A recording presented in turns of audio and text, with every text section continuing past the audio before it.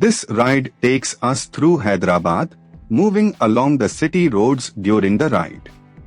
The mood here is calm and focused, with the sound of the engine carrying us through the changing rhythm of the streets.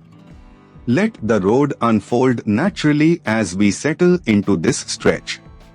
A little further along, this part of the route shows a grounded side of Hyderabad, where everyday movement defines the street. Shops, side lanes, and passing vehicles build a sense of momentum, and the pace stays steady. It is the kind of stretch where the ride feels less like a destination and more like a continuous observation. As the ride continues, here is something worth knowing about this part of Hyderabad.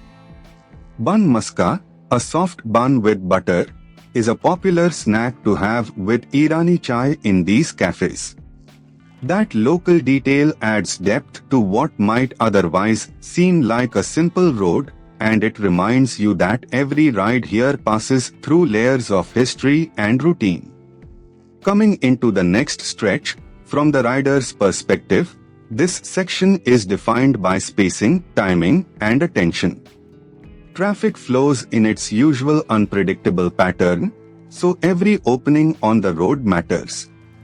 The experience becomes less about speed and more about reading the street early, staying smooth, and keeping the ride controlled.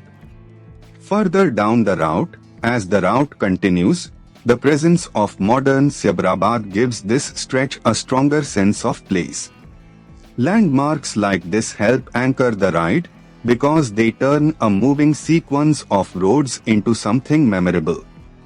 With the road opening ahead, the atmosphere here changes with the hour, and the weather adds its own character to the ride.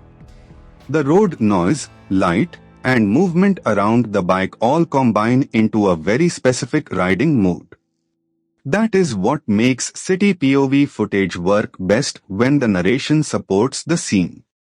As this ride through Hyderabad comes to a close, the journey may be simple, but the texture of the road, the city, and the ride itself is what makes it worth watching.